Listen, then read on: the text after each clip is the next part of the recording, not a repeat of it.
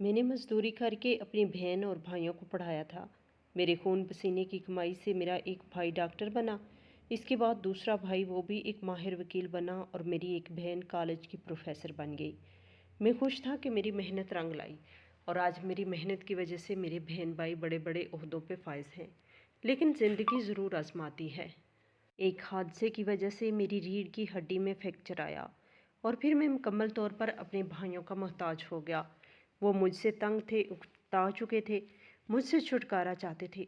और एक दिन मेरा वो भाई जो कि डॉक्टर बन चुका था, इसने अपने बाकी भाइयों को मशवरा दिया कि गालबन आप भी आबद भाई से छुटकारा चाहते हैं और मैं भी ऐसा ही चाहता हूँ। मैं आबद को एक ऐसा इंजेक्शन लगाऊंगा जिसकी वजह से इसे हार्ट अटैक हो जाएगा।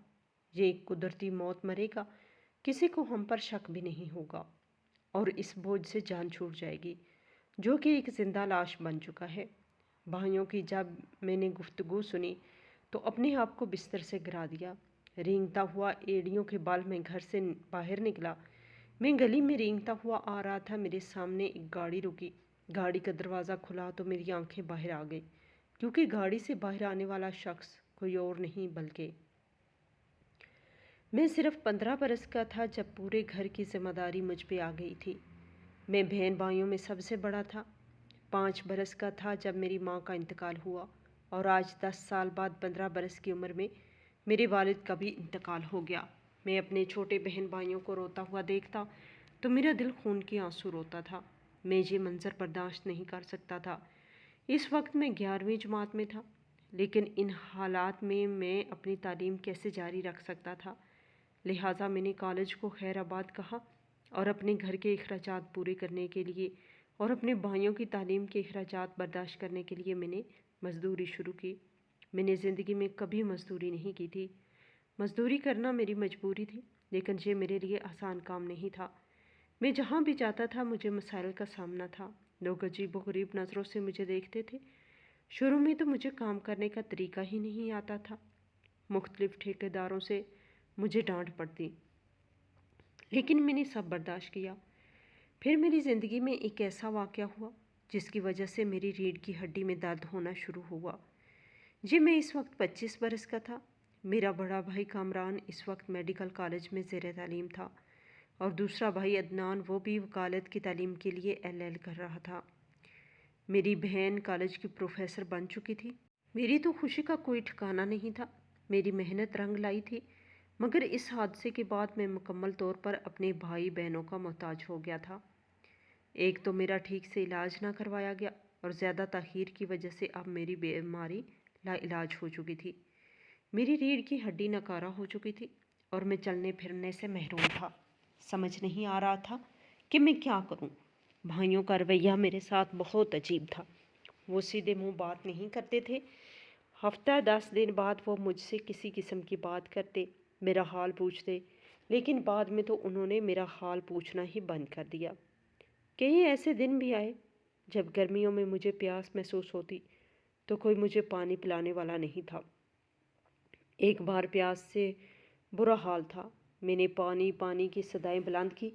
हमसायों से एक शख्स ने मेरी आवाज़ सुनी तो वो भागता हुआ हमारे घर में आया, लेकिन बाहर के दरवाजे पे ताला लगा हुआ था। मेरे भाई जब जॉब पे जाते या अस्पताल में तो घर को ताला लगा के जाते, जबकि मैं घर में अकेला होता था। इनको ये तौफीक भी ना हुई कि कम से कम एक पानी की बोतल वो मेरे साथ रख ले। गर्मियों की शिद्दत थी, मुझे बार बार प्यास महसूस हो रही थी। मैं प्यास से बेहोश होने वाला था। हमसाया मेरी आवाज़ सुनकर घर आया। घर पे ताला था। फिर वो घर की दीवार फैलाकर अंदर दाखिल हुआ तो मैं आखिरी सांसें ले रहा था। इसने जल्दी से मेरे मुंह पे पानी की बोतल रखी। मैंने कुछ लम्हों में वो बोतल खाली की और मेरी तरफ देखने लगा और कहा कि तुम्हारे भाई तुम्हारा ख्याल क्यों नहीं रखते। मेरी माँ ने मुझे बताया था कि तूने अपने भाइयों को बाप और माँ दोनों बनकर पाला था। इनकी तालीम के लिए तुमने अपनी तालीम की कुर्बानी दी और अब ये सब तुमसे बेनियाज क्यों है। मैंने इसे कोई जवाब न दिया, बल्कि मैंने तो इसका शुक्रिया अदा किया जिसने मुझे पानी पिलाया।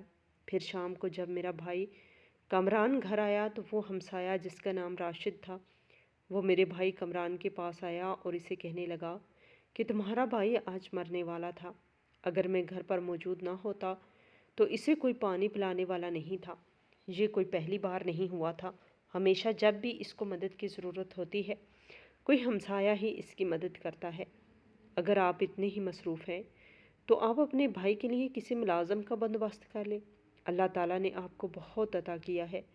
ایک وقت تھا جب آپ کا بھائی آپ لوگوں کے لیے کماتا تھا، مگر اب آپ لوگوں کا فرض بنتا ہے کہ اپنے بھائی کی مدد کریں، مشکل کی اس گھڑی میں اس کے لیے آسانیاں پیدا کریں۔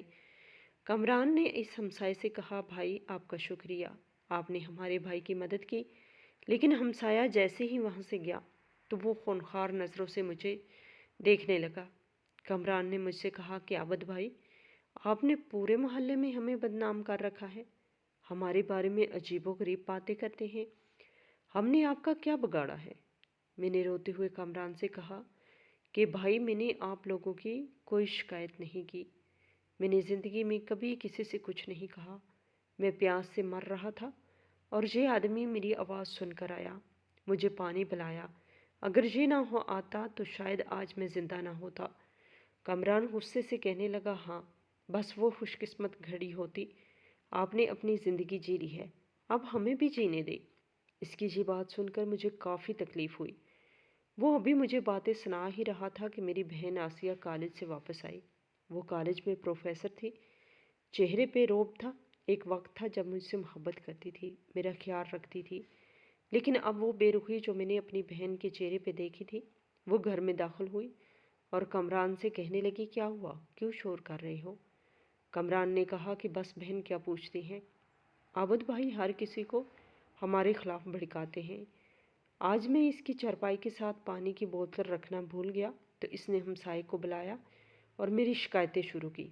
آسیہ بہن نے کہا، آپ ایسا کریں کہ اس کے لیے کسی ملازم کا بندوبست کریں، ہمارے پاس اتنا وقت نہیں کہ ہم اس کی خدمت کریں۔ کامران آسیہ سے کہنے لگا، ٹھیک ہے، میں اس کے لیے ایک ملازم کا بندوبست کرتا ہوں، لیکن آپ لوگوں کو بھی مل کر اس کی تنخواہ دینا پڑے گی، میں اکیلا اس کی تنخواہ نہیں بھر سکتا۔ آسیہ نے کہا، ٹھیک ہے، 10,000 میں دوں گی، 10,000 آپ دے دیجیے گا، 20,000 میں ایک ملازم جو ہماری غیر موجودگی میں اس کا خیال رکھے گا۔ پھر وہ اپنے کمروں میں چلے گئے۔ عدنان گھر آیا تو اس نے مجھے سلام تک نہ کیا۔ یہ وہی عدنان تھا جس کو میں نے اپنے ہاتھوں میں کھلایا، میرا سب سے چھوٹا بھائی، جس کو میں نے اپنے بچوں کی طرح پالا۔ اب تو اگر میں سلام کرتا تو مجھے سلام کا جواب تک نہ ملتا، لہٰذا میں نے بھی سلام کرنا چھوڑ دیا۔ ایک رات بھائی کی شادی کی تقریب میں گئے تھے، گھر میں کوئی موجود نہیں تھا۔ گھر کا ملازم مقبول، وہ بھی ایک دن کی چھٹی پر اپنے گاؤں گیا ہوا تھا۔ میں گھر میں اکیلا تھا۔ کچھ نقاب پوش لوگ ہمارے گھر میں داخل ہوئے۔ انہوں نے دیکھا کہ پورے گھر میں ایک معذور شخص بستر پر لیٹا ہوا ہے، وہ شاید کچھ چور تھے۔ مجھے دیکھتے ہی ایک شخص نے رسی اٹھائی اور مجھے چارپائی سے باندھنے لگا۔ میں نے اس سے کہا کہ بھائی مجھے باندھنے کی کوئی ضرورت نہیں، میں چل پھر نہیں سکتا۔ دوسرے چور نے کہا، ہاں یہ چل نہیں سکتا، لیکن اس کے منہ میں زبان ہے، یہ شور کر سکتا ہے، باقی محلے والوں کو جمع کر سکتا ہے۔ لہٰذا انہوں نے جلدی سے میرے منہ پر ایک پٹی باندھی، پھر گھر کے دروازے توڑے، کمرے میں داخل ہوئے، نقدی زیورات سب کچھ لے گئے۔ میں چاہ کر بھی کچھ نہ کر سکتا تھا، نہ ہی میں انہیں منع کر سکتا تھا، نہ ہی میرے پاس ٹانگیں تھیں، منہ میرا ویسے بھی بند تھا۔ رات تقریباً 12 بجے وہ گاڑی میں واپس آئے تو انہوں نے دیکھا کہ گھر کا سامان ادھر ادھر پڑا ہے، گھر سے قیمتی سامان اور پیسے وہ چرا کے لے گئے تھے۔ یہ دیکھ کر عدنان کو غصہ آیا، وہ میری طرف آیا اور کہنے لگا، بتاؤ کس کو گھر بلایا تھا، یہ ضرور تمہاری شرارت ہے۔ میں نے عدنان سے کہا کہ ایسی باتیں مت کریں، کیوں آپ مجھ پہ ایسا الزام لگا رہے ہیں؟ کامران نے جب یہ سنا تو اس نے عدنان سے کہا، بھائی ایسی باتیں کیوں کر رہے ہو، وہ کیوں بھلا اپنے گھر میں چور بلائے گا، اور اس سے کسی سے کیا رابطہ ہو سکتا ہے؟ بس یہ ہماری قسمت ہے، یہ ایک بیکار شخص ہے جو گھر میں پڑا ہے، نہ کام کا نہ کاج کا۔ آج میری برداشت جواب دے چکی تھی۔ میں نے کامران سے کہا، بھائی جب تک میں کام کر سکتا تھا میں نے کیا، اگر میں کام نہ کرتا اور یوں ہی گھر میں فارغ بیٹھ جاتا تو نہ آج تو ڈاکٹر ہوتا، نہ ہی عدنان ایک وکیل، اور یہ میری بہن یہ کالج میں پروفیسر نہ ہوتی۔ تم لوگوں کی خاطر میں نے اپنی پڑھائی کی قربانی دی، حالانکہ میں بھی پڑھائی میں کافی ذہین تھا۔ جا کر ماسٹر اشفاق سے پوچھ لو، وہ بھی زندہ ہے، وہ تمہیں بتائے گا کہ میں نے پڑھائی کیوں چھوڑی۔ کامران کہنے لگا، بس بس، زیادہ باتیں کرنے کی ضرورت نہیں، بدلے میں ہم نے بھی تو آپ کے ساتھ پورا تعاون کیا، تمہارے لیے ایک ملازم کا بندوبست کیا جس کی تنخواہ ہم اپنی جیب سے دے رہے ہیں۔ اب تو مکمل طور پر معذور ہو چکے ہو، اور اس میں ہماری کیا غلطی؟ ہم نے تو تمہیں معذور نہیں کیا، یہ تو قسمت میں تھا۔ اور اسی طرح روز مجھے باتیں سناتے اور پھر چلے جاتے۔ صبح سے لے کر شام تک ایک ملازم مقبول ہی تھا جو میرے ساتھ رہتا تھا۔ اس نے مجھ سے معذرت کی کہ صاحب مجھے معاف کر دینا، غلطی میری ہے، اگر میں اپنے گاؤں نہ جاتا تو یہ معاملہ کبھی نہ ہوتا، اور آپ کے بہن بھائیوں نے آپ کو بہت باتیں سنائی۔ میں نے مقبول سے کہا کہ مقبول، آپ کی کوئی غلطی نہیں، بس میرا یہ نصیب ہے جو مجھے مل رہا ہے، تو میرے لیے دعا کرو کہ مجھے موت آ جائے۔ لیکن مقبول کہتا، ایسی باتیں مت کریں، ایسی باتیں کر کے آپ میرا دل دکھاتے ہیں۔ آپ کو اس حالت میں دیکھ کر مجھے بہت افسوس ہوتا ہے، اور آپ کے بھائیوں کا آپ کے ساتھ رویہ یہ بھی کافی نامناسب ہے۔ یہ گرمیوں کی شام تھی جب میں اپنے کمرے میں لیٹا ہوا تھا۔ کمرہ کیا، بس ایک گودام تھا جہاں گھر کا پرانا سامان پڑا تھا۔ کامران آج اپنے بھائیوں اور بہن کے ساتھ میٹنگ کر رہا تھا۔ وہ یہی سمجھ رہے تھے کہ میں سو رہا ہوں۔ مجھے چیک کرنے کے لیے عدنان کھڑکی کے پاس آیا تھا، مجھے دیکھ کر واپس چلا گیا۔ کامران نے اس سے پوچھا، کیا ہوا؟ وہ کہہ رہا تھا وہ مر گیا، سویا ہوا ہے۔ بتاؤ کیا بات ہے؟ کامران نے کہا، مشتاق کو میں نے بلایا ہے، اسے آنے دو، پھر فیصلہ کرتے ہیں۔ میں حیران تھا کہ یہ کس قسم کا فیصلہ، آج کچھ بڑا ہونے والا ہے۔ مشتاق میرا سب سے چھوٹا بھائی تھا جو بیرون ملک تعلیم حاصل کر رہا تھا۔ تھوڑی دیر بعد وہ گھر میں داخل ہوا تو سب سے ملنے لگا، مگر افسوس کہ وہ مجھ سے ملنے کے لیے نہ آیا۔ اس بات نے مجھے کافی تکلیف دی۔ کم از کم اپنے بڑے بھائی کو ایک بار دیکھ لیتا، دور سے ہی دیکھ لیتا، میں اس سے راضی تھا، مگر افسوس کہ جب اسے پتہ چلا کہ میں معذور ہو چکا ہوں، میں کسی کام کا نہ رہا، لہٰذا اس نے بھی مجھ سے ملنا گوارا نہ کیا۔ مشتاق کے آنے پر کامران، عدنان اور میری بہن آسیہ سب خوش تھے۔ گھر میں ان کی ایک پارٹی تھی، کھانے کا بندوبست ہوا، انہوں نے کھانا کھایا۔ اس کے علاوہ انہوں نے اپنے قریبی رشتہ داروں کو بھی گھر میں دعوت دی۔ گھر میں بڑی پارٹی تھی، گہما گہمی تھی، لیکن میرا دروازہ باہر سے بند کر دیا گیا تھا تاکہ وہ شرمندگی سے بچ سکیں، کوئی مہمان مجھے نہ دیکھ سکے۔ ان کی یہی خواہش تھی اور یہی ان کے دل میں خوف تھا، اگر کسی نے مجھے اس حال میں دیکھ لیا تو ان کی عزت کا جنازہ نکل جائے گا۔ ماسٹر فرید کو بھی انہوں نے بلا لیا تھا، جو کہ ہم سب بھائیوں کا استاد تھا۔ کامران، عدنان اسی سے پڑھے تھے، اور ایک وقت میں بھی اس کا شاگرد رہ چکا تھا۔ ماسٹر فرید نہایت عزت دار اور ایسی شخصیت تھے جس کو میں کبھی بھلا نہیں پاؤں گا۔ وہ بہت اچھے تھے، ہمیشہ میری مدد کی تھی، اور جب میں نے اسکول چھوڑا تھا ماسٹر فرید کو بہت تکلیف ہوئی تھی۔ اس نے مجھے بار بار کہا تھا کہ میں اپنے اس فیصلے پہ نظر ثانی کروں، تم بہت بڑی غلطی کر رہے ہو، لیکن میں نے ماسٹر صاحب سے یہی کہا تھا کہ میری مجبوری ہے، میرے بھائی پڑھ رہے ہیں، گھر میں اخراجات پوری کرنے کے لیے اسکول چھوڑنا، مزدوری کرنا، یہ میری مجبوری ہے۔ آج میں نے دور کھڑکی سے ماسٹر فرید کو دور سے دیکھ لیا تھا۔ اس کی داڑھی سفید ہو چکی تھی، لیکن چہرے پہ ویسا ہی نور تھا۔ اس نے کامران سے کہا کہ عابد کہاں ہے؟ میں عابد سے ملنا چاہتا ہوں۔ کامران نے ٹاپک بدلنے کی کوشش کی اور ماسٹر فرید سے کہنے لگا، آپ یہاں تشریف رکھیں، اور پھر اپنے مہمانوں سے اس کا تعارف کروانے لگا۔ لیکن ماسٹر فرید کا دماغ ایک ہی جگہ اٹکا ہوا تھا۔ وہ بار بار کامران اور عدنان سے پوچھ رہا تھا کہ عابد کہاں ہے؟ میں نے عابد سے ملنا ہے، میں اس کی عیادت کرنا چاہتا ہوں۔ یہ سن کر کامران کافی پریشان ہوا، وہ بری طرح پھنس چکا تھا۔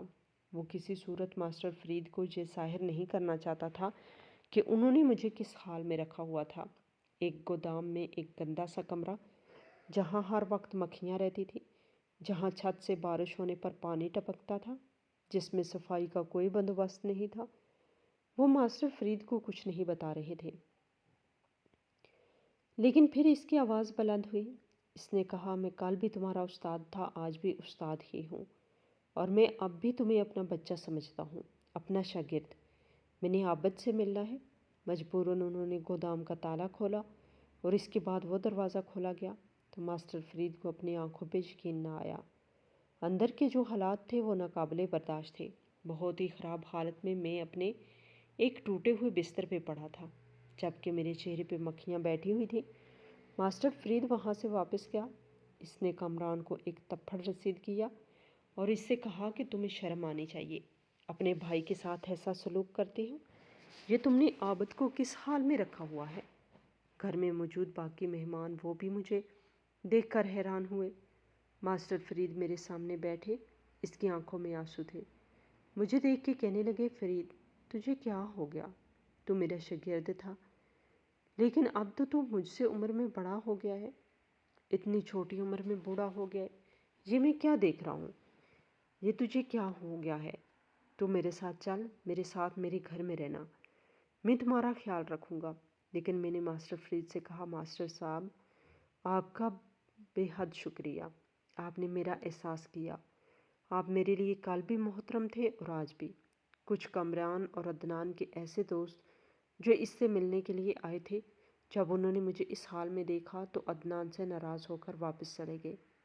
کامران اور عدنان سے یہی کہنے لگے کہ جن حالات میں تم نے اپنے بھائی کو رکھا ہے، یہ دیکھ کر ہمیں بہت افسوس ہوا ہے، اور پھر اسی گھر میں ہی تم نے پارٹی رکھی۔ ہم اس طرح کی پارٹی میں بالکل شریک نہیں کریں گے۔ وہ چپ چاپ وہاں سے چلے گئے۔ کچھ لوگ وہاں کھڑے رہے۔ ماسٹر فرید سے کامران نے معافی مانگی اور کہا، جناب ہم اپنے کیے پہ شرمندہ ہیں، ہم عابد بھائی کو ایک صاف ستھرے کمرے میں ابھی منتقل کریں گے، اس کی صفائی کا خیال رکھیں گے، کپڑے بھی تبدیل کریں گے، پھر اپنے استاد کے سامنے ہی اچھا بننے کے لیے اور اچھا ظاہر ہونے کے لیے انہوں نے فوراً میری چرپائی ایک اچھے کمرے میں منتقل کی، میرے کپڑے تبدیل کروائے، اپنے ہاتھوں سے مجھے کنگھی کرنے لگے، میری خدمت کرنے لگے۔ انہیں مجھ سے کوئی محبت نہیں تھی، بس اپنے رشتہ داروں کو اور اپنے ایک استاد کو وہ متاثر کرنے کی کوشش کر رہے تھے۔ پھر جب شام ہوئی اور سب چلے گئے تو مشتاق نے مجھے دیکھا، بھائیوں سے کہنے لگا، یہ ابھی تک زندہ کیسے ہے؟ ذرا اس کی حالت تو دیکھو۔ میں نے مشتاق سے کہا، شرم کرو، کیسی باتیں کر رہے ہو؟ تم مجھ سے بہت چھوٹے ہو اور اپنا لہجہ دیکھو۔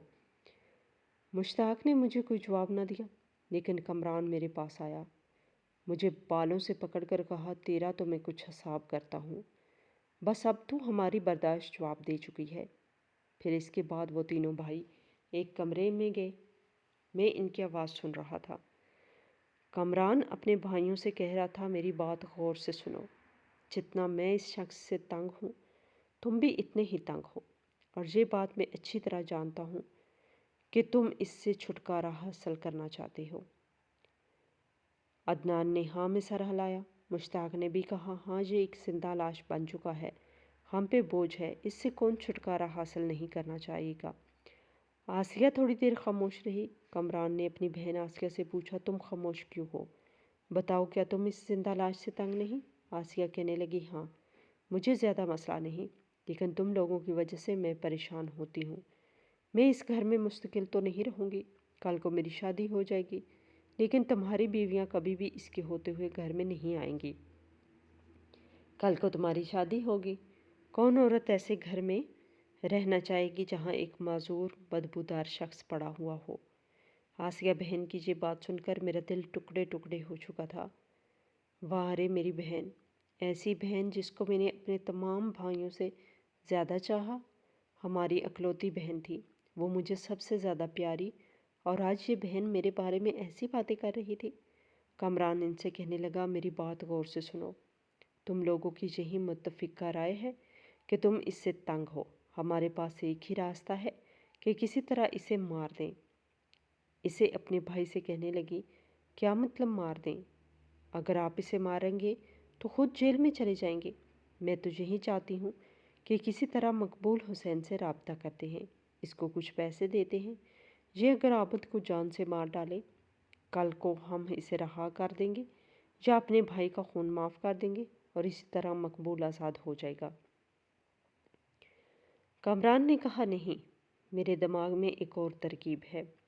نہ ہمیں کسی کو کہنے کی ضرورت ہے، یہ کام ہم خود کریں گے، لیکن ہم پر کسی قسم کا الزام بھی نہیں عائد ہوگا۔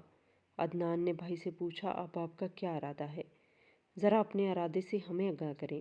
ڈاکٹر کامران صاحب نے کہا کہ میرے پاس ایک ایسا انجیکشن ہے جس کو لگانے سے اسے فوراً ہی ہارٹ اٹیک ہوگا۔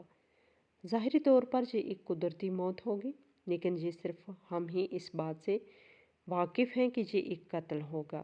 یہ سن کر آسیہ نے کہا، آئیڈیا تو بہت اچھا ہے، لیکن ہمیں یہ کام جلد از جلد کرنا چاہیے۔ آج عابد کی وجہ سے ہماری کتنی بے عزتی ہوئی، آپ لوگوں نے دیکھ لیا۔ گھر آئے مہمان ہم پر تھوک کر گئے ہیں۔ کامران نے کہا، جیسے ہی یہ سو جائے گا، رات کی کسی پیر ہم اسے یہ انجیکشن لگائیں گے اور پھر رونے کا ناٹک کریں گے۔ یہ ڈرامہ ہمیں کرنا پڑے گا۔ ویسے تو اس کی موت پر ہم سب خوش ہوں گے، لیکن دنیا کو دکھانے کے لیے یہ ڈرامہ بھی تو ضروری ہے۔ محلے والے اکٹھے ہو جائیں گے اور پھر ہم سب سے یہی کہیں گے کہ ہمارے بھائی کو ہارٹ اٹیک ہوا ہے۔ وہ میری موت کا منصوبہ بنا رہے تھے۔ اب میں اس گھر میں کیسے رہ سکتا تھا؟ حالانکہ میں بھی جینا نہیں چاہتا تھا، لیکن ایسی عبرتناک موت بھی میں نہیں مرنا چاہتا تھا۔ وہ بھی وقت سے پہلے۔ آج رات انہوں نے مقبول کو چھٹی دی، اسے گھر سے جانے کو کہا۔ میرا شک یقین میں بدل چکا تھا۔ یہ لوگ مجھے کبھی نہیں چھوڑیں گے، یہ مجھے اب چھوڑنے والے نہیں۔ پھر وہ اپنے کمرے میں ڈنر کر رہے تھے، جبکہ میں نے اپنے آپ کو بستر سے نیچے گرایا۔ میں ایڑیوں کے بل رینگنے لگا۔ میرے جسم میں صرف یہ 2 بازو ہی تھے جن میں طاقت تھی، باقی سارا جسم بے جان ہو چکا تھا۔ ریڑھ کی ہڈی ناکارہ ہو چکی تھی، جس کی وجہ سے میری دونوں ٹانگیں وہ بھی اتنی کمزور ہو چکی تھی کہ میں کسی صورت چل نہیں سکتا تھا۔ میں رینگتا ہوا صحن میں آیا اور پھر گھر کا مین گیٹ میں نے پار کیا۔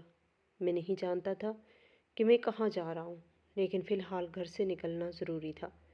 میں جیسے ہی ایڑیوں کے بال رینگتا ہوا گلی میں جا رہا تھا تو میرے سامنے ایک گاڑی آئی۔ گاڑی کی لائٹ میری آنکھوں میں پڑی، میری آنکھیں چندھیا گئی۔ مجھے کچھ نظر نہیں آ رہا تھا، لیکن گاڑی سے ایک شخص نیچے اترا۔ اس نے میرے کندھے پہ ہاتھ رکھا اور مجھ سے کہا، عابد تو؟ اور اس حال میں یہ آواز کچھ جانی پہچانی سی معلوم ہو رہی تھی۔ میں اس آواز پہچاننے کی کوشش کر رہا تھا، لیکن پھر جب مجھے اس شخص کا چہرہ نظر آیا تو مجھے اپنی آنکھوں پہ یقین نہ آیا۔ یہ ٹھیکیدار قدرت اللہ تھا، جس کے انڈر میں کام کرتا تھا۔ ان دنوں میں جب بھی مزدوری کرتا تھا، اس نے مجھے فوراً اپنی گاڑی میں ڈالا اور اپنے گھر لے آیا۔ قدرت اللہ مجھ سے کہنے لگا، یہ تمہاری کیا حالت ہو گئی؟ تم تو ہٹے کٹے تھے، خوب محنت کرتے تھے، یہ معذور کب سے ہوئے؟ میں نے قدرت اللہ سے کہا کہ آپ کو سب بتاؤں گا، پہلے میں بھوکا ہوں، مجھے کچھ کھانے کو دے۔ قدرت اللہ نے مجھے گھر لے آیا۔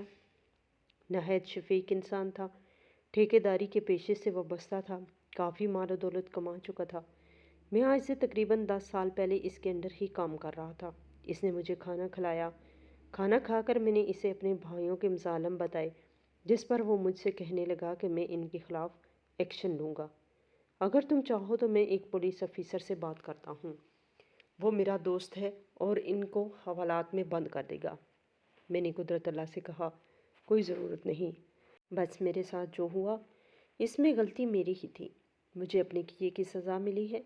قدرت اللہ مجھ سے کہنے لگا، کون سی غلطی؟ ذرا مجھے پتہ ہو۔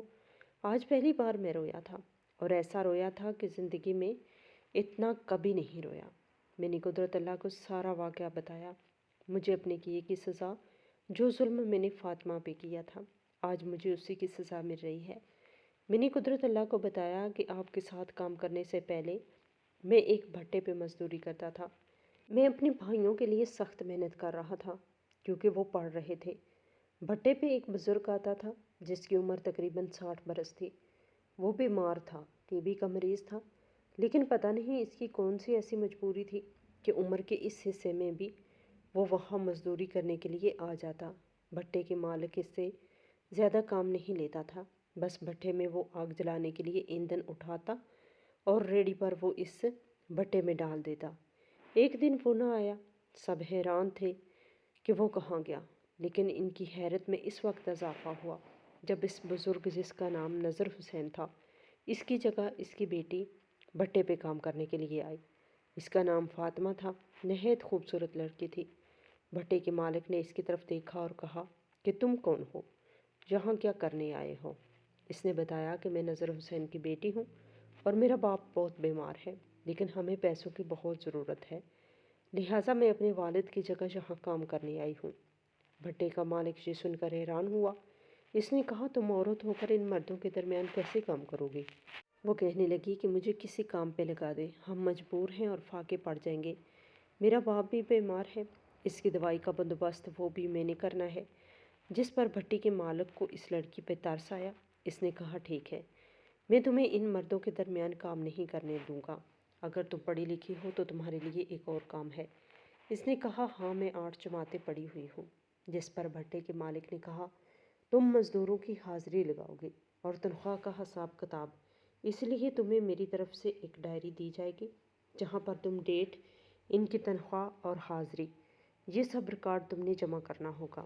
فاطمہ نے کہا ٹھیک ہے، میں یہ کر لوں گی۔ اس طرح روزانہ وہ وہاں آنے لگی۔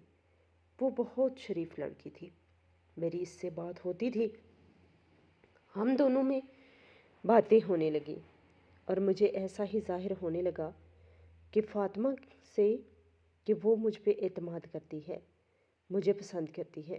اس کی باتوں میں نے یہ بات نوٹ کی تھی۔ اس وقت فاطمہ بہت مجبور تھی۔ اگر میں اس کی مجبوری کو سمجھتا تو فوراً اس کے ساتھ نکاح کر لیتا اور اس کا سہارا بنتا، لیکن میں اس وقت شادی کے موڈ میں نہیں تھا۔ میرے اوپر اپنے بھائیوں اور بہنوں کا بوجھ تھا، لہٰذا میں نے اپنے گھر بسانے کے لیے فی الحال بالکل نہ سوچا۔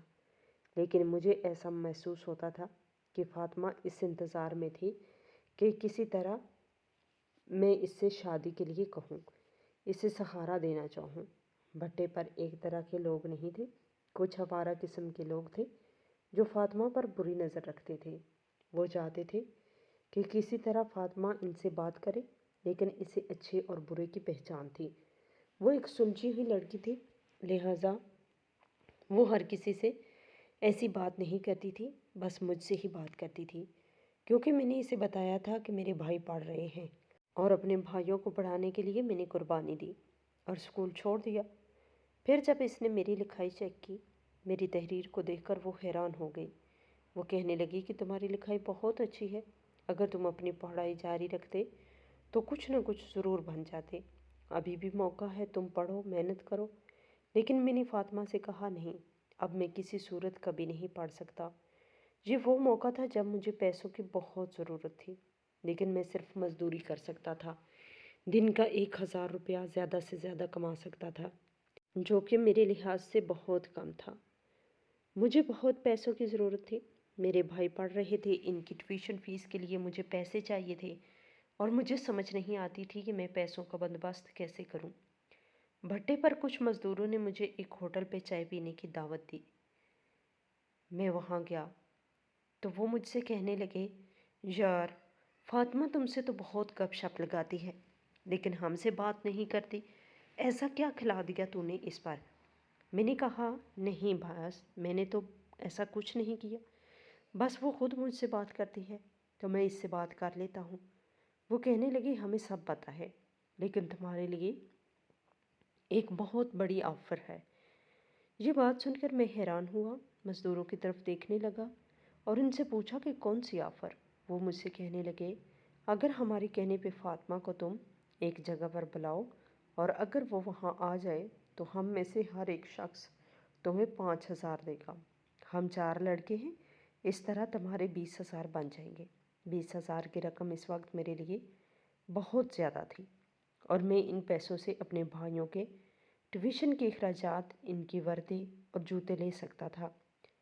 ظاہری طور پر تو میں نے اس بات سے انکار کیا اور چپ چاپ وہاں ہوٹل سے چلا گیا، لیکن بعد میں نے سوچا کہ موقع اچھا ہے، لیکن پھر میں فاطمہ کے بارے میں سوچتا تھا جس کا بوڑھا باپ تھا، گھر میں اکیلا تھا، میں اس لڑکی کو اتنا بڑا دھوکہ کیسے دے سکتا ہوں؟ یہ جنگ ہر وقت میرے دل میں رہی، میرا ضمیر مجھے ایسا کرنے سے منع کرتا تھا، لیکن پھر اپنی ضروریات کو دیکھتے ہوئے میرے دل میں بار بار یہ بات آتی شیطان مجھے اس بات کے لیے اکساتا کہ فاطمہ کو ایک جگہ پہ بلاؤ، جیسا وہ کر رہے ہیں ویسا کرو۔ پھر میرے دماغ میں ایک ترکیب آئی۔ میں نے ان سے کہا کہ اگر تم میں سے ہر ایک مجھے 10,000 روپے دے اور ٹوٹل 40,000 کی پیمنٹ کرے تو میں تمہارے کہنے پر عمل کروں گا۔ فاطمہ کو وہاں بلاؤں گے جہاں تم کہو گے، جیسا کہو گے ویسا ہوگا۔ یہ سن کر وہ بہت خوش ہوئے۔ انہوں نے مجھے ایک لوکیشن بتائی جہاں پر انہوں نے فاطمہ کو بلانا تھا، وہ بھی میری آواز میں۔ میرے پاس فاطمہ کا نمبر تھا۔ میں نے اس بھٹے سے کچھ فاصلے پر فاطمہ کو بلایا جہاں وہ چاروں اس کا انتظار کر رہے تھے۔ میں نے ان لوگوں سے 40,000 ایڈوانس میں لے لیا تھا اور کام کرنے کا وعدہ کیا تھا۔ فاطمہ آج بہت خوش تھی۔ وہ یہی سمجھ رہی تھی کہ میں اس سے کیوں ملنا چاہ رہا ہوں، یہی سوچ رہی تھی کہ میں اس کا سہارا بنوں گا، شادی کی آفر کروں گا، لہٰذا وہ مجھ سے ملنے کے لیے بے تاب تھی۔ مگر اسے نہیں معلوم تھا کہ اس کے ساتھ تو بہت بڑا دھوکہ ہونے والا ہے۔ میں 40,000 لے کر گھر آیا، بھائیوں کے لیے نئی وردی اور کچھ کتابیں خریدی، ٹیوشن کی فیس بھی میں نے ادا کی۔ اپنے بھائی کامران سے یہی کہا کہ خوب دل لگا کر محنت کرو، تمہیں کسی چیز کی کمی نہیں ہوگی، یہ تمہارے بھائی کا تم سے وعدہ ہے۔ کامران کو میں نے کچھ پیسے بھی دیے، دونوں بھائیوں کو 2,000 روپے دیے۔ پہلی بار ان کو اتنے پیسے ملے تھے، لہٰذا وہ بہت خوش تھے۔ اس کے بعد میرا ان مزدوروں سے کوئی رابطہ نہ ہوا، نہ ہی فاطمہ سے رابطہ ہوا۔ اب میں نے اس بھٹے پہ کام کرنا بھی چھوڑ دیا تھا۔ میرا یہی ارادہ تھا کہ میں کوئی نئی جگہ کام کروں گا۔ پھر میں نے ٹھیکیدار قدرت اللہ سے کہا کہ اس کے بعد میں آپ کے نیچے کام کرنے لگا، کنسٹرکشن کمپنی میں بطور مستری کام کرنے لگا۔ لیکن اس کام کرنے سے پہلے میرے گھر پر اچانک پولیس کا چھاپا پڑا۔ پولیس میرے بھائی کامران کو پکڑ کے لے گئی۔ میں نے عدنان سے پوچھا کہ کیا ہوا۔ اس نے روتے ہوئے مجھے یہی بتایا کہ کامران کو پولیس لے گئی ہے۔ وہ یہی کہہ رہے تھے کہ اپنے بھائی سے کہنا تھانے آئے اور اپنے بھائی کو لے جائے۔ میں کامران کے لیے بہت پریشان ہوا۔ بھاگتا ہوا میں وہاں پولیس اسٹیشن گیا۔ کامران کو انہوں نے سلاخوں کے پیچھے بند کیا ہوا تھا اور وہ رو رہا تھا۔ میں نے انسپکٹر صاحب کے سامنے ہاتھ جوڑے کہا، میرے بھائی کو چھوڑ دیں، میں یہاں حاضر ہوں، میرے ساتھ جو سلوک کرنا ہے کریں۔ کافی حد تک مجھے اس بات کا اندازہ تھا کہ وہ مجھے کیوں پکڑنے گئے تھے۔ انہوں نے میرے بھائی کو آزاد کیا اور مجھے سلاخوں کے پیچھے ڈال دیا۔ میں ان سے پوچھ رہا تھا کہ مجھے کس جرم میں آپ لوگوں نے گرفتار کیا ہے، لیکن وہ مجھے کچھ نہیں بتا رہے تھے، اور اہلکاروں نے مجھ سے یہی کہا کہ تھانے دار صاحب آئیں گے تو تمہیں سب کچھ بتا دیں گے، اب چپ چاپ وہاں بیٹھ جاؤ، اگر تم نے منہ کھولا تو ہم سے برا کوئی نہیں ہوگا۔ میں ادھر ہی کونے میں بیٹھ گیا۔ تھوڑی دیر بعد ان چاروں مزدوروں کو لایا گیا اور جیل میں بند کیا گیا۔ پھر ان پر تشدد کیا گیا اور وہ ایک دوسرے سیل میں تھے، میرے ساتھ نہیں تھے، لیکن ان کی چیخوں کی آواز مجھے سنائی دے رہی تھی۔ پولیس انہیں مار رہی تھی۔ پھر تھانے دار آیا تو اس نے اشارہ کیا اپنے آدمیوں سے، کہا ذرا اسے جیل سے نکالو، میرے پاس لے آؤ۔ میں ڈرتا ہوا تھانے دار کے سامنے پیش ہوا۔ تھانے دار نے مجھ سے کہا آؤ میرے ساتھ۔ وہ مجھے گاڑی میں کہیں لے کے جا رہا تھا۔ مجھے سمجھ نہیں آ رہا تھا کہ یہ مجھے کہاں لے کے جا رہا ہے، لیکن وہ مجھ سے یہی کہہ رہا تھا، آج تیری تقدیر کا فیصلہ ہوگا، یا تو ساری زندگی جیل میں رہے گا اور تجھ پہ اتنا بڑا جرمانہ عائد کیا جائے گا جس کو چکانا تیرے بس میں نہیں، یا شاید تیرے ساتھ تھوڑی نرمی ہو۔ اب یہ تو فاطمہ پہ ڈیپینڈ کرتا ہے کہ وہ کیا فیصلہ کرتی ہے۔ فاطمہ کا نام سنتے ہی میرے تو رونگٹے کھڑے ہو گئے۔ تھانے دار فاطمہ کے گھر میں داخل ہوا۔ وہ وہاں بیٹھی تھی، اس کے باپ کا انتقال ہو چکا تھا۔ تھانے دار نے مجھ سے کہا کہ تمہیں شرم آنی چاہیے ایک لڑکی کو دھوکہ دیتے ہوئے، جبکہ تم اچھی طرح جانتے تھے کہ فاطمہ کن حالات سے گزر رہی ہے۔ وہ اپنے باپ کے لیے ایسی جگہ پہ کام کرنے کے لیے چلی گئی جہاں پر عورتیں کام نہیں کرتی، لیکن یہ اس کی مجبوری تھی۔ لیکن تم نے اس کی مجبوری کا فائدہ اٹھایا اور اس کا اعتماد جیتا اور بعد میں اس پہ کا بھروسہ توڑا۔ یہ تو فاطمہ کی خوش قسمتی تھی کہ اس وقت ہم وہاں سے گزرے۔ ہم نے ایک لڑکی کی چیخوں کی آواز سنی۔ میں اپنے آدمیوں کے ساتھ گشت پر تھا۔ میں نے فوراً گاڑی سائڈ پہ کی، دیکھا کچھ نوجوان ایک لڑکی کے ساتھ زبردستی کر رہے ہیں۔ میں نے فوراً ان کو گرفتار کیا اور پھر فاطمہ سے پوچھا کہ یہ کیا ماجرا ہے۔ فاطمہ نے مجھے بتایا کہ مجھے ایک شخص کی کال کی تھی، میں اس سے بہت محبت کرتی تھی اور مجھے اس پہ اعتماد تھا۔ میں اس کی کال پر اس جگہ پر آئی۔ یہ ایک ویران جگہ تھی۔ میں ڈری ہوئی تھی، لیکن جب جہاں پہنچی تو یہ چاروں گھات لگائے بیٹھے تھے۔ انہوں نے مجھے فوراً پکڑ لیا۔ میں چیخی چلائی اور اللہ کا لاکھ لاکھ شکر ہے کہ آپ لوگ موقع پر آ گئے۔ تھانے دار نے غصیلی نظروں سے میری طرف دیکھا، پھر مجھ سے کہا کہ پتہ ہے یہ تمہارا نام نہیں بتا رہی تھی۔ ہم بار بار اس سے پوچھ رہے تھے کہ اس نے تمہیں دھوکہ دیا، کس کی کال پر تم یہاں آئی تھی، ہمیں اس کا نام بتاؤ۔ لیکن یہ ہاتھ جوڑ کر یہی کہہ رہی تھی کہ نہیں، آپ لوگ اسے ماریں گے، اسے قید کر لیں گے، لہٰذا میں نہیں بتاؤں گی۔ ہم اس لڑکی پہ حیران تھے کہ تم کس مٹی سے بنی ہو۔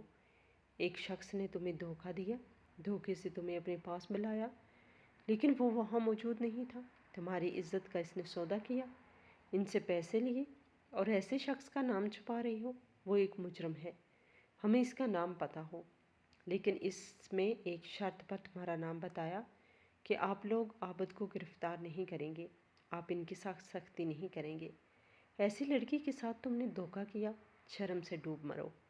اس وقت میرے پاس الفاظ نہیں تھے۔ تھانے دار نے مجھے دو راستے بتائے، یا تو میں جیل میں کئی سال کی قید کاٹوں یا پھر اس لڑکی کو سچے دل سے اپنا لوں۔ میں نے جیل سے بچنے کے لیے فاطمہ کو اپنایا تھا۔ میں دلی طور پر اس شادی پر مطمئن نہیں تھا۔ یہ میری بدبختی تھی کہ ایک ایسی لڑکی سے شادی کو اپنی مجبوری سمجھ رہا تھا جو مجھ سے بہت زیادہ مخلص تھی۔ میں جانتا تھا کہ فاطمہ کے آگے پیچھے کوئی نہیں، ایک ہی اس کا والد تھا جس کا اب انتقال ہو چکا تھا، اور فاطمہ کے بقول اس کے نہ کوئی رشتہ دار تھے، اس دنیا میں اس کا اپنا کوئی بھی نہیں۔ لہٰذا میں نے لاوارث سمجھتے ہوئے اس پہ کافی ظلم کیے، اسے بہت مارا، لیکن وہ خاموش رہی۔ میرے ہر ظلم کو اس نے برداشت کیا۔ پھر مجبوراً میں اسے اپنے گھر لے آیا۔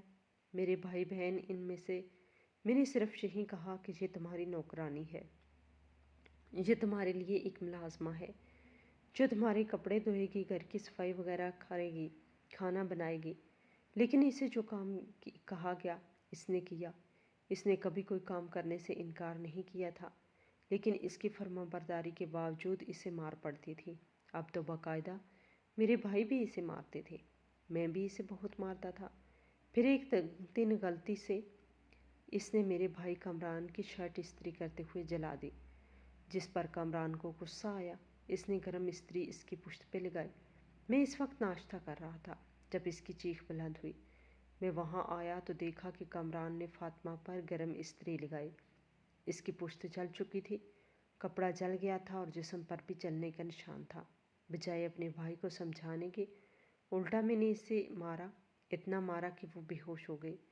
پھر مجھے محسوس ہوا کہ فاطمہ کو شاید کچھ زیادہ ہی چوٹ لگی ہے۔ میں ڈر گیا کہ کہیں یہ مر نہ جائے۔ ہم اسے اسپتال لے گئے اور ایمرجنسی وارڈ میں ہی داخل تھی۔ جب ڈاکٹر اس کے پاس آیا تھا، ڈاکٹر نے فاطمہ کو دیکھا کہ گرم استری سے اس کی پشت جلائی گئی تھی۔ تب ڈاکٹر نے کہا کہ یہ پولیس کیس ہے، اس لڑکی پر بہت زیادہ تشدد ہوا ہے، اسے کون لایا ہے؟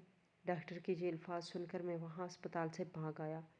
میں گھر میں آیا، اندر سے دروازہ بند کر دیا۔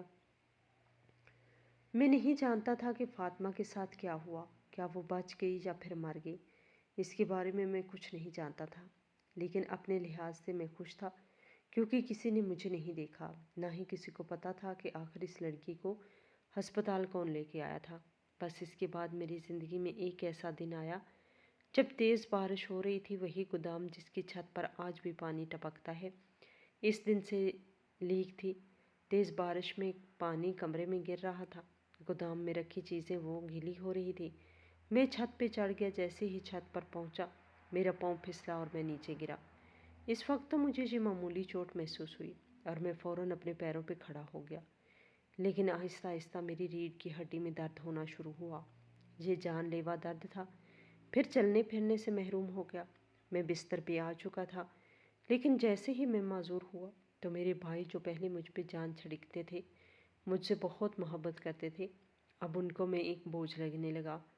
مجھے مارنے کے وہ منصوبے بنا رہے تھے۔ اور اس رات وہ مجھے مارنے والے تھے جب میں رینگتا ہوا گھر سے باہر نکلا تھا اور تمہاری گاڑی کے سامنے آیا۔ قدرت اللہ نے جب یہ سنا تو اس نے کہا تم سے بہت بڑی غلطی ہوئی تھی۔ ہم اس سے غلطی نہیں کہیں گے بلکہ یہ ایک گناہ ہوا تھا۔ فاطمہ تمہاری بیوی تھی، تمہارا اس سے نکاح ہوا تھا، لیکن تم نے اپنی بیوی کے ساتھ یہ سلوک کیا اور اس سے بڑا ظلم یہ کیا کہ اسپتال میں اسے تنہا چھوڑ کر بھاگ گئے۔ میرے دوست ایسا کون کرتا ہے؟ جن بھائیوں کو پڑھانے کے لیے، جن بھائیوں کی تم نے وردی، کتابیں اور ٹیوشن کی فیس دی، وہ پیسے حرام کے تھے، اور جب تمہارے بھائیوں نے ان حرام کے پیسوں سے اپنے لیے جوتے خریدے، وردی خریدی، تو حرام اپنا اثر ضرور دکھاتا ہے۔ وہ بھائی تمہارے وفادار کیسے ہو سکتے تھے جنہیں خود تم نے حرام کھلایا اور پہنایا؟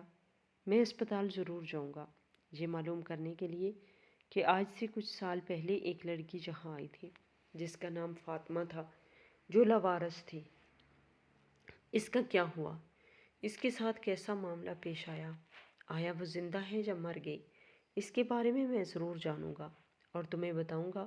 ٹھیکیدار قدرت اللہ نے فاطمہ کے بارے میں پتہ کیا۔ انہوں نے بتایا کہ چند سال پہلے ایک لڑکی کو زخمی حالت میں یہاں لایا گیا تھا، پھر اسے اسپتال لانے والا شخص بھاگ گیا جس کے بارے میں کچھ پتہ نہ چلا۔ اس لڑکی کی وفات ہوئی اور اس کے علاوہ سمجھتے ہوئے قبرستان میں دفنا دیا گیا۔ قدرت اللہ نے مجھے سب بتایا۔ فاطمہ اب اس دنیا میں نہ رہی۔ کاش وہ زندہ ہوتی، میں اس سے معافی مانگ لیتا، مگر اب بہت دیر ہو چکی تھی۔ میں فاطمہ کا مجرم ہوں، مرتے دم تک اس کا مجرم ہی رہوں گا۔ ایک بار تو اس نے مجھے معاف کر دیا تھا، لیکن دوسری بار شاید معافی میرے نصیب میں نہیں تھی۔ ہماری آج کی یہ کہانی آپ کو کیسی لگی؟ کمنٹ باکس میں اپنی رائے کا اظہار ضرور کریں اور ہمارے چینل کو سبسکرائب کریں۔